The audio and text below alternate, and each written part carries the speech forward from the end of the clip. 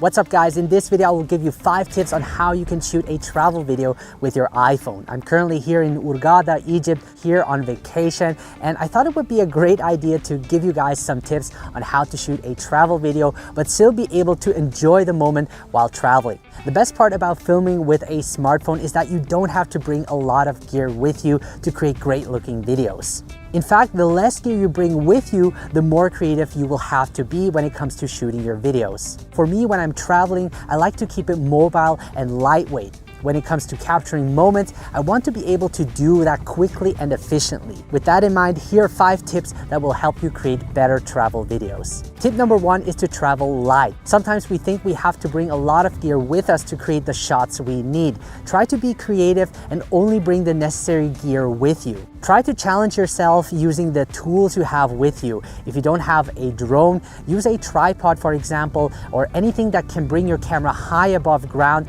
to create that fake drone shot. Also, when traveling light, you're able to capture moments much quicker and makes the trip more enjoyable. Here are the tools I bring with me whenever I travel. Now, obviously, the iPhone 13 Pro Max is always with me, but what I additionally bring is a smartphone gimbal, which is the DJI OM4. And what I like about it is that it has a magnetic clamp that allows me to go handheld in a matter of seconds. I also find it convenient to use the DJI OM4 as a power bank, since shooting videos can drain the battery quickly, and because you're on the go, it is hard to find a place to charge your phone.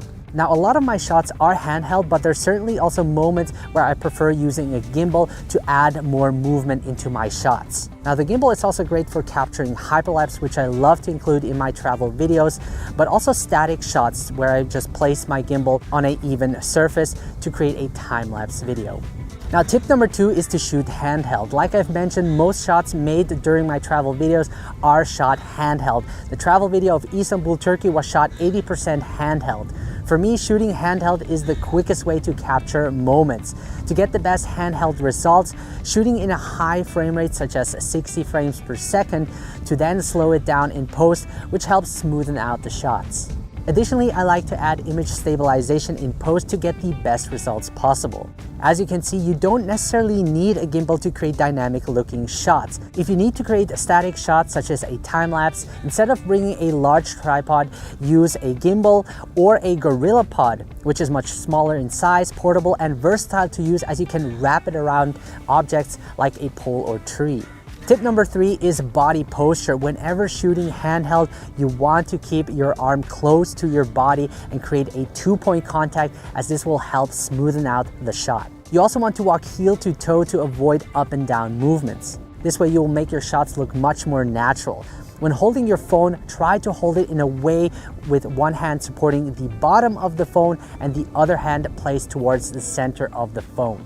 You will notice that you'll have much better grip and can therefore control your camera movements much better. Depending on your shot, this isn't always possible, but whenever you can, try to apply this method.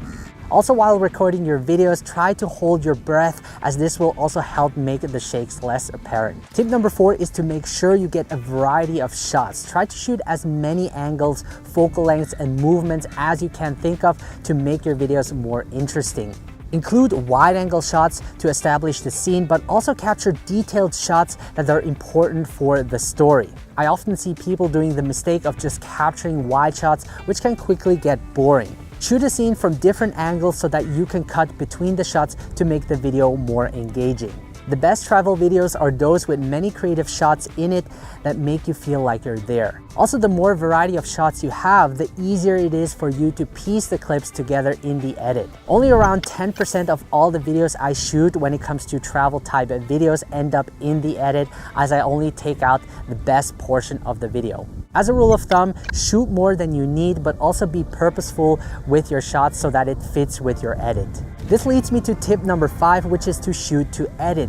The tendency most beginner filmmakers have is to shoot everything they see without giving much thought. Before you start recording your video, think about why you're shooting it and how it fits the overall story that you will be telling when editing the video together. A good idea is to do some pre-planning to have a rough idea of how you want the video to look like. How do you want the people to feel when they see your video? And based on that vision you have in your mind, you can start shooting more purposefully.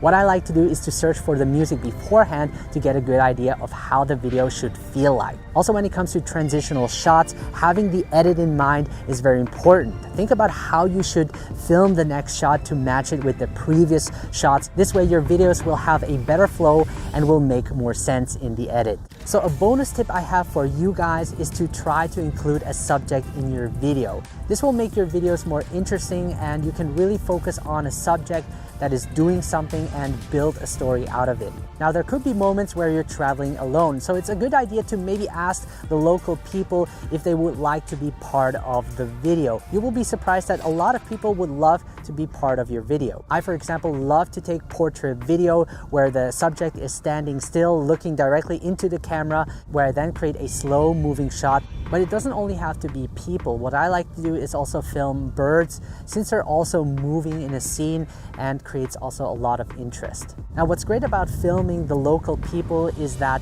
they're always doing something. And I usually like to capture those moments as well. So don't be shy, just go over to them and ask them if you could film them. This way you will create a whole lot of a better story. So make sure to keep these tips in mind the next time you create a travel video, as this will make your life a whole lot easier. Now, if you want to learn more, make sure to check out smartphonefilmmaking.com, which is my epic online course with over 40 plus valuable content and is growing day by day, where you will learn everything there is to filming high quality videos with your smartphone. So make sure to not miss out. The first 30 people to sign up will receive a 30% discount using the code SF30OFF. So if you want to up your game, make sure to take advantage of this offer and start create your masterpiece right there on your phone. If you have any questions, make sure to let me know. Thank you for watching, and I will see you in the next lesson.